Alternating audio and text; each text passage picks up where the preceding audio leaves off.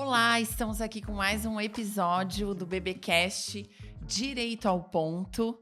Temos um convidado especial, mais um convidado especial nesse episódio desse mês, Doutor Maurício Zanotelli, professor, eu ia comentar. Foi meu professor na universidade, foi coordenador do curso de Direito por 15 anos aqui na cidade, advogado no Direito de Família também. E hoje o nosso tema é essa ponta do direito de família no direito empresarial. A gente sempre comenta dessa importância de termos todos esses núcleos do direito quando a gente vai analisar algo, principalmente uma empresa. E algumas pessoas ficam impressionadas quando a gente fala que o direito de família é muito importante para a análise empresarial. Por isso que vamos tratar disso hoje, né, professor Maurício? Dessa importância do direito de família no direito empresarial. Seja bem-vindo. Olha, em primeiro lugar, eu quero agradecer o convite, dizer que é uma honra estar aqui. É impossível, eu sei que pelo protocolo, né, eu tenho que te chamar de doutora Gislaine, mas, né, considerando o tempo todo que a gente se conhece, eu vou me permitir aí te chamar de Giza, né, como sempre chamei. Dizer que é uma alegria também, eu que acompanhei a tua carreira, desde o tempo que tu era estudante, né, até se tornar essa advogada de sucesso, reconhecida, né, com toda uma trajetória, uma carreira, poder assistir isso na qualidade de teu colega e de teu amigo, como professor também fui teu colega, mas também hoje como teu amigo e colega de trabalho, para mim é uma honra. Então, um prazer enorme estar aqui. Fico feliz, seja bem-vindo. Vamos falar de família. Vamos falar de família nas empresas. A gente costuma dizer muito aqui, porque a gente nós notamos muito nas reuniões, de que, principalmente quando a gente vai escolher o regime, vamos começar falando de regime, né? De bens aí, quando nós temos um casamento à vista. E as pessoas, elas ficam, às vezes, constrangidas para tratar disso. Então, vamos conversar um pouquinho sobre esses regimes, a importância da escolha, a diferença entre eles. Quando a gente casa, né, a gente estabelece uma comunhão plena de vida. Dentro dessa comunhão plena de vida, nós temos a opção: vamos colocar os bens ou não vamos colocar os bens.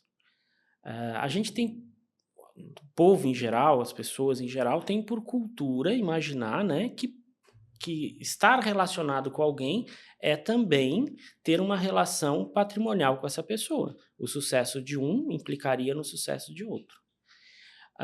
Quando a gente vai casar, é uma conversa muito delicada e num momento muito delicado, porque quando a gente vai casar, que seria o momento ideal, ou vai estabelecer uma união estável, que seria o momento ideal de a gente estabelecer todas as regras em relação aos bens, a gente está puramente apaixonado, né? A gente está no auge da paixão, oxitocina lá em cima, e a gente deixa, às vezes não conversa ou faz um padrão.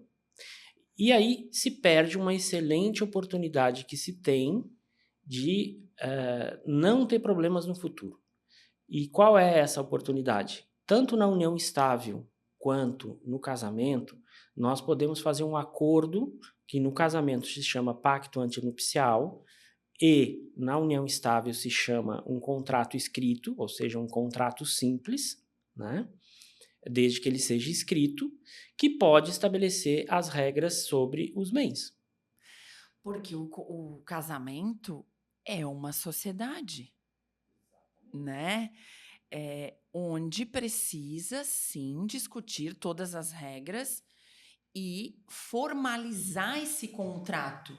Exato. Né? E por que é importante este contrato? E quase nunca se faz, e não é da nossa cultura, mas ele é interessante. Porque é a chance de tu olhar para os regimes que existem, que a gente já vai falar deles, e dizer o seguinte: olha, dos quatro regimes que tem hoje, eu não gostei de nenhum, eu não acho justo, né, determinado regime. Então tu pode criar o teu. né? Acho que agora, né, é importante que a gente diga, nós temos o regime da comunhão universal de bens. Esse regime, ele parte do pressuposto de que os bens que tu adquirires durante o casamento, onerosamente, e os bens que tu tinha anterior ao casamento, eles vão se comunicar. Ah, mas o que é comunicar? Comunicar significa que tu divide os bens com a outra parte quando do divórcio. Absolutamente tudo, né? Quase tudo. Existem algumas coisas que a gente ainda conserva. Os bens particulares, os bens que vierem por herança em que, né, o testador que faz um testamento para ti diga, olha, eu não quero que se comunique com o teu cônjuge. Existem algumas poucas exceções. Mas o regime... Mas a opção do regime universal é aquele que, quando a gente vai analisar uma empresa, se um dos sócios é casado com comunhão universal, dá até um arrepio. É esse, né, Maurício? Porque, em tese, nem deve, nem pode, né? Existe uma vedação expressa para que o não se case quando tu tem o regime da comunhão universal. Até para evitar essa confusão do patrimônio do casal com o próprio patrimônio da empresa, né? Então, o que a gente tem? Esse regime significa que, exemplo, né? Eu tenho lá um patrimônio, uma casa de R$1 milhão, e aí eu vou me casar. Ok, não adquirimos nada durante o casamento. Na hora de separar essa casa, muito embora seja minha ou tenha recebido por herança da minha família, eu vou ter que dividir. Porque este foi o regime que eu escolhi, o regime da comunhão universal. Historicamente é importante, né, saber que ali por volta de 1977, com a lei do divórcio e da separação, é que mudou-se esse regime, era o regime legal. Ou seja, se tu não escolhesse o regime ou fosse nulo o regime que tu escolheu, era a regra. Então, a gente vai olhar para os nossos avós, para nossas tias marocas, né? Elas têm esse regime. Atualmente, o regime é o da comunhão parcial. Nesse regime, a regra geral de ouro é que tu conserva os bens que tu tens como particulares teus antes do casamento. No casamento, os bens que forem onerosamente adquiridos se dividem. Essa é a regra de ouro. E por que é tão importante essa palavra, os bens adquiridos onerosamente? Porque significa que tu tens que pagar por eles, né? Ou seja, e obviamente estão excluídos aqueles bens que tu ganha por doação, porque tu não pagou por eles e porque tu não teve o esforço comum para adquirir esses bens, e estão excluídos os bens que tu ganha por herança. Então, eu sou casado com alguém no regime de comunhão parcial de bens, e a minha esposa ganha uma herança, seja lá, né, de uma casa, eu não vou ter direito à metade dessa casa. E é uma dúvida que surge, porque, mas por que eu tenho que ir lá? Por que eu tenho que assinar o inventário? Por que eu sei? Porque quando a pessoa vai vender, eu sou obrigado a assinar para ter ciência, porque é um bem imóvel, a lei exige, né, que pelo valor do bem, pela segurança jurídica desse bem, tu seja ciente de tudo. Mas direito efetivo à divisão din-din, a bufunfa, não tem. E aí depois nós temos a separação total, né, de bens que... Um artigo só no código, né? Assim, boa sorte. Tá aqui. Tá, se vira cada um. Só não deixa o outro morrer de fome. E é sempre o regime que a gente recomenda, né? Divide ali as despesas pro lar, né? Mas não há comunicação de bens. Então, esse regime para aquelas pessoas que não querem envolver os bens na relação, ele torna a relação muito mais voltada só para a questão sentimental, exclusivamente sentimental e parental, porque a relação de bens ficará fora. O que é de patrimônio de um ficará com um, o que é patrimônio de outro ficará com outro. Não há nenhuma comunicação. A exceção, é claro, né? Se efetivamente o casal combinar alguma coisa diferente no pacto. E o último regime que a gente tem... Tem um regime também, que é o de separação obrigatória, que a gente chama de separação legal de bens. Nesse regime não há escolha. A gente tinha três questões, né? Era por idade, aqueles que precisavam de autorização judicial para casar, e era também aqueles que descumpriam as causas suspensivas, que basicamente é quando tu é viúva tu não pode, sem fazer o inventário, casar de novo, por qualquer outro regime, para não dar uma confusão patrimonial. E quando tu faz o divórcio e não tratou dos bens, porque é possível, né, tu te divorciar sem fazer uma divisão dos bens, tu também contrair um novo casamento e causar uma confusão patrimonial entre os bens com o marido anterior e os bens com o marido atual. Então, esses são os principais casos. Nesse caso, o caso da idade, a gente teve uma decisão recente agora do STF que considerou etarismo, né, inconstitucional, essa limitação de ter que casar com separação de bens aos 70 anos. Então, veja só, né? Os velhinhos aí estão com tudo, né? Estão com toda a prosa. Cuidem dos seus velhinhos. E ter o conhecimento da diferença desses regimes é muito bom, principalmente quando a gente vai tratar de uma sucessão empresarial. Eu comentei aqui, arrepia quando a gente fala de regime universal, porque muitas vezes quando a gente vai desenhar, quando nós estamos falando, por exemplo, de uma empresa que é familiar, né? Quando a gente vai desenhar esse cenário de herança, de sucessão, né? E filhos são casados com comunhão universal, como ficaria isso numa doação, num inventário? Essa é a importância de escolher o regime. Olhar um pouquinho sempre além. É importante, sim, entre o casal, mas olhar para esse sistema familiar também, né? Qual é a herança que eu vou ter? Onde eu trabalho? Meu pai tem uma empresa? Como vai se dar isso na escolha do regime quando eu participo disso, eu vivo esse direito empresarial?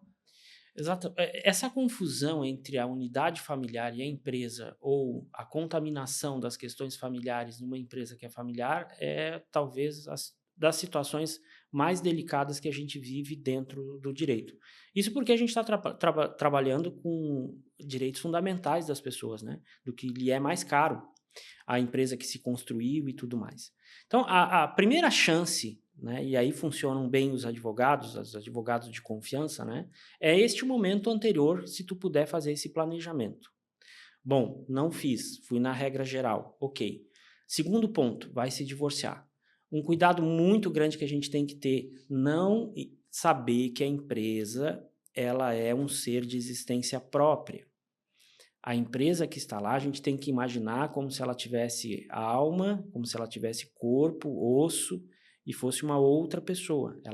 Para o direito, ela tem. A gente olha e não enxerga, mas o direito diz com todas as letras que essa pessoa tem identidade própria e distinta dos membros que a compõem. Se já tem dos membros que a compõem, que são as pessoas físicas que são sócios da empresa, que dirá dos outros familiares que não compõem a empresa. Leia-se, o cônjuge que ficou de fora, que está se divorciando. Então, não é incomum por essa confusão, às vezes, né, nas ações de divórcio, quererem tragar a empresa para dentro do divórcio, como se a empresa estivesse se divorciando. Né? E se a gente imagina essa pessoa com autonomia, ela vai dizer assim, a briga não é minha, é de vocês. Eu tenho funcionários, eu tenho regras próprias para trabalhar, eu tenho uma identidade própria, eu sou uma outra pessoa, vocês estão se divorciando, eu não. Então resolvam os problemas de vocês sem ficar pedindo liminar para mim, penhorando os meus lucros, os meus rendimentos, etc. A empresa, né, porque ela envolve outras pessoas também, em regra, que não estão se divorciando e se separando. Levando para um processo de divórcio informações da empresa e, consequentemente, de outros sócios, de terceiros, né? Exatamente. Então, é muito difícil, né? A primeira questão que é importante é sempre...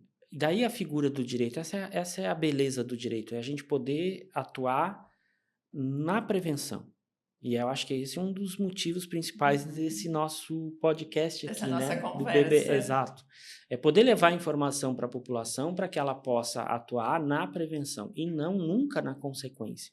A consequência é mais difícil para todo mundo, onera o judiciário, onera as partes, é dolorido, nenhuma decisão judicial na área de família em regra, contenta as pessoas, porque o juiz é um terceiro que entra para dizer como é que tem que dividir sobre a ótica dele, não viveu, não sentiu, não passou aquilo, não conhece plenamente a realidade das pessoas e está vinculado à letra fria da lei, né? Por mais que seja humano, por mais que tenha boa vontade, ele é obrigado a seguir determinados padrões e regras de decisão. Então, essa questão da prevenção, ela é importante, se informar, né? Em qual regime que tu é casado, qual é o impacto que tem na empresa, quais são os direitos que tu tens em relação a essa empresa que teu esposo ou a tua esposa tem. Né? Em regra, a pessoa é casada, seja com comunhão parcial, que é o mais comum, é o regime legal, e ela acha assim, o meu marido constituiu uma empresa, então naturalmente eu sou dona da metade daquelas cotas que ele tem. E a pessoa nem sabe que aquelas cotas são bens móveis, que tem uma regra jurídica diferente dos bens imóveis, né? Inclusive elas podem ser vendidas, né? Durante o curso, que tu teria um direito especificamente em relação a um valor que aquelas cotas representam, né? Um erro grosseiro também, trazer patrimônio da empresa, que é da empresa, e listar como patrimônio próprio dentro do divórcio, que é um erro muito comum, né? E a pessoa achar assim, não, aquele bem lá é meu, eu ando naquele carro, não, mas o carro tá no nome da empresa. E o que eu ia falar, essa confusão patrimonial, que eu acho que é bem importante, assim. As pessoas, em regra, por terem esse sentimento de dono, começam a pagar mercado com a conta com o cartão da empresa, começam a fazer despesas de escola com o cartão da empresa, começam a fazer giro de capital, né, para despesas próprias com a empresa. E isso é muito nocivo, porque aí aquela identidade que eu falei aqui no início da nossa conversa desaparece, deixa de existir. Existe só aparentemente. Pode haver, então, aí uma que a gente chama, né, no mundo jurídico, aqui nosso vocabulário de Harry Potter aqui, né, a desconsideração da pessoa jurídica. Esse ponto que tu comentou dessa situação de seja a esposa ou não, a partir do momento que divorcia, ou então que vem assim o marido a falecer, de passar a acreditar que é proprietária, né? Principalmente se nós estamos falando de uma limitada, não, que é a mais comum, não é assim. Né? Ela vai receber valores, sim. Aquilo vai ser avaliado, constitui patrimônio dela, sim, mas ela não passa a ser sócia. Né? E as pessoas costumam confundir isso. E voltando também na situação do preventivo, que é muito importante, principalmente para definir como pagar, quanto pagar, né? As questões mais delicadas, principalmente se essa empresa for uma prestadora de serviço. O dia que a pessoa sai de casa, tu rompe com o dever de fidelidade, tu rompe com o dever de coabitação e tu rompe com o regime de bens. Então, assim, o dia que tu vai lá, pega a tua escovinha e diz assim, tô indo, tchau, né? Esses 3 deveres se romperam. Eles não precisam mais serem seguidos, porque eles já foram. Ali é o momento do rompimento. Então, é o marco. A partir dali, em tese, tu tens que... O ideal, né, seria que uma luz divina baixasse e fizesse um balanço contábil do que se tem e o que não se tem para se dividir. Como não é assim, né, as pessoas precisam depois avaliar quanto é que é essa cota social. Porque existe um valor venal da cota, existe um valor que é colocado lá no contrato social e que tu deixa que nem sempre tu precisa atualizar, não só o capital social como o valor da cota, às vezes fica lá de R$1 e fica por muito tempo, né? E tu não vai, como já aconteceu também, né? Tu pega uma pessoa assim mais embrutecida, assim, que ela pega e diz assim, eu vou pagar, R$100 mil de capital social, vou pagar 50 e tá muito bem pago, porque eu sou bonzinho. Tá tudo certo. Não, eu sou muito bonzinho, é isso aí, te contenta, né? Então, não funciona assim, né? Quiçá que funcionasse assim. Por outro lado, avaliar essa empresa, fazer o valuation de uma empresa, né? Tem uma empresa ali que só o orçamento para avaliar a empresa foram R$200 mil. E uma empresa que valia 2 milhões. Porque alguém tem que entrar e avaliar o que tem de estoque, o que faz, qual é o balanço, qual é o rendimento. Isso exige um olhar técnico que nem o advogado tem. Claro, alguns advogados têm, mas o mais comum é o técnico, né? Com certeza. E mais uma vez a gente vem para o preventivo. Porque essa forma de avaliação, como vai pagar, tudo pode estar disposto antes do problema acontecer. Né? Eu posso, na sociedade, fazer um acordo de sócios, posso, no casamento, fazer um pacto antinupcial e definir como isso tudo se daria. Como isso tudo se daria. Fixa essas regras antes, porque às vezes um dos cônjuges tem um pouco patrimônio, mas está ali, está contribuindo, está doando a sua vida, abdicou de sonhos para fazer a criação dos filhos. Tudo regras absolutamente lícitas. E, de repente, alguém está tendo uma evolução patrimonial muito grande, porque é empresário, a empresa dá certo e tal. E, obviamente, o que essa pessoa que está lá em casa tem direito? Ele tem direito aos lucros que são distribuídos para os sócios pessoa física. Então, tu tem lá a pessoa jurídica que vai estabelecer se vai fazer essa divisão de lucros, né? O que sobrou, abatida a operação dela, se vai fazer isso de 3 em 3 meses, mensalmente ou anualmente. Uma vez recebido esse valor, né, entrou na conta corrente, na corrente sanguínea monetária do casal, aí então o cônjuge tem direito, inclusive se é de empresa particular, né? Os rendimentos de bens particulares também se comunicam na comunhão parcial de bens. Então, assim, é um mundo de... E quando é difícil as pessoas entenderem, porque não para nós que somos técnicos já é relativamente difícil, a gente tem que estudar bastante, entender as exceções e organizar isso. Imagina para uma pessoa comum, né? Porque a pessoa comum, ela está preocupada em trabalhar, em criar a empresa dela, em fazer as contas, mas essa divisão é tão difícil às vezes, né? A gente explicar para uma pessoa que tem conta da empresa é paga pela empresa, conta da pessoa física tem que ser paga pela pessoa física. Tu quer dinheiro da empresa, faz a retirada lá no balanço, põe na tua conta de pessoa física, paga as tuas contas por ali, vive de acordo com o que a tua empresa rende, estabelece lá o teu prolabore, o teu salário, né? São questões assim que as pessoas vão tocando a vida, como a vida vai girando para elas, né? E depois, quando dá um episódio de uma situação de divórcio, a gente tem que juntar os cacos, juntar tudo e tentar, sabe melhor que eu, né, compor a questão da empresa junto com a questão, com as demandas daquele cônjuge que vai, claro, reivindicar seu patrimônio e tudo mais. A grande questão é que, de fato, né, não só o divórcio, mas também a questão da herança pode vir à tona nessa questão de como a família se organiza do ponto de vista patrimonial. Então, vamos lá. O regime de bens ele é extremamente importante no caso de um falecimento. Então, falece lá, a pessoa é empresária, tem outros sócios. Quem são os herdeiros, né? Ok, da empresa, nós vamos ter que olhar o contrato social e ver o que o contrato social determina que se faça quando do falecimento de um dos sócios. Então, primeiro passo é lá olhar o contrato social e verificar se ele determina que os herdeiros do falecido ingressem na sociedade ou se aquela cota vai ser liquidada e o valor vai ser repassado para os herdeiros. Bom, quem é herdeiro?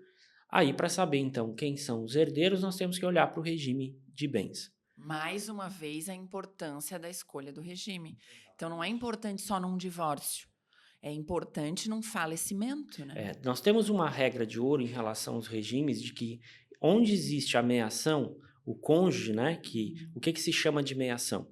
Aquele regime de bens que permite tu sair com metade dos bens comuns. Metade já é teu. Então, a outra metade não entra na fila. Não. Então, o que a gente tem? Regime de comunhão universal, tu não é herdeiro. A gente tem que olhar lá o artigo 1829 do Código Civil, que vai dizer lá que o regime de comunhão universal, né, o cônjuge sobrevivente, aquele que sobreviveu, seja homem ou mulher, não vai ter acesso à herança. Então, pela regra, né, eu sou casado em comunhão universal e venho a falecer, a minha esposa fica com a meia ação, metade desses bens que são nossos, né, da totalidade dos bens, e a outra metade seria dividido irmãmente entre os filhos que existem, né, do morto, seja daquele casamento ou não. Se eu já sou casado em comunhão parcial de bens, a regra já muda um pouquinho. Porque quem é casado com comunhão parcial geralmente tem dois tipos de patrimônio: o patrimônio atual e comum e o patrimônio particular, que era o que tu tinha anterior ao teu casamento, né? Bom, em relação aos bens comuns, tem meação. Então, a gente entra naquela regra de ouro, tem meação, não herda.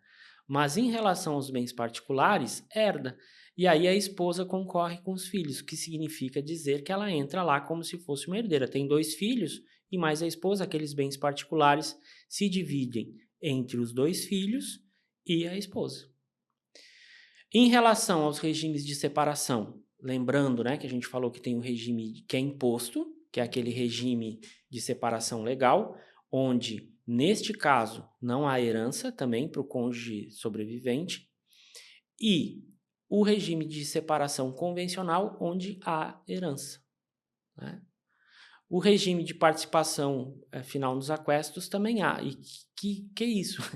Da onde surgiu? Confesso que eu tinha até esquecido aquestos, e é verdade, eles existem. O regime de participação seria um quarto regime, além da comunhão universal, separação de bens e comunhão parcial de bens, seria esse regime de participação final nos aquestos.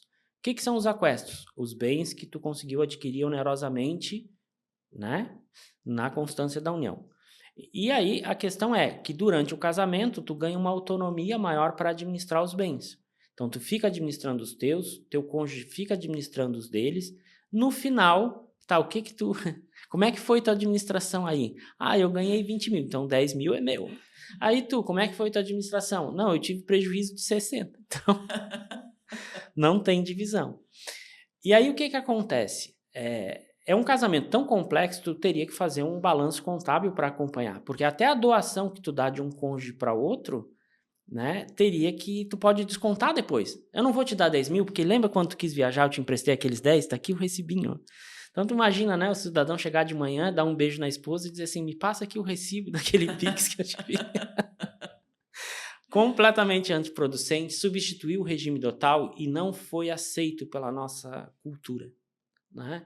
Que era uma forma de, vamos combinar antes, cada um faz o seu, chega lá no final, cada um passa um cheque para cada um.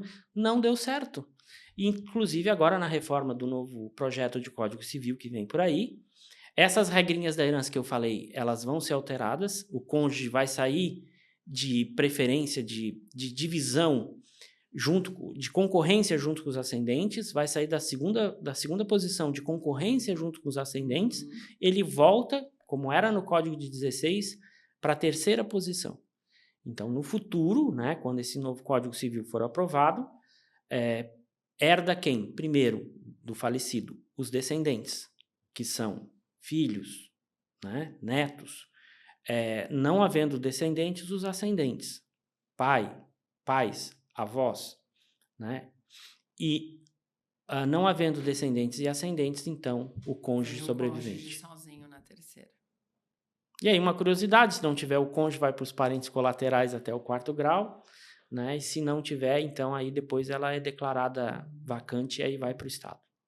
E, assim, espero, né, que a gente tenha contribuído aí, que tenha despertado a curiosidade das pessoas. É importantíssimo que as pessoas procurem seus advogados de confiança para que elas tratem desse assunto e para que elas resolvam esses assuntos enquanto ainda há diálogo, enquanto ainda há paixão, enquanto ainda, né, é necessário o respeito, né, entre todo mundo, enquanto a pessoa está presente, não está falecida. Né, todas essas questões são importantes. É a mesma situação quando uma pessoa decide comprar algo ou participar de um negócio, ela procura um advogado para discutir o que pode acontecer se der errado, né? De que forma eu posso prevenir ou me resguardar de algo. É a mesma situação perante um casamento, né? Como planejar isso se um divórcio vier? Por ou exemplo, uma morte inesperada. Ou uma morte inesperada. Então é isso. Minha cara amiga, eu te agradeço profundamente a oportunidade de falar para os teus telespectadores, né? De a gente poder fazer a essência da nossa função, que é a justiça, assim, tentar dar a cada um o que é de melhor, o que é seu, o que é justo, né? Contribuir com a disseminação da informação para que a gente possa aí ter uma sociedade mais tranquila. Obrigada, Maurício. Obrigada a você que nos acompanhou até aqui. O nosso episódio BBcast Direito ao Ponto está na íntegra no YouTube, na sua plataforma preferida de streaming, e os cortes também você encontra nas nossas redes sociais. Até o próximo.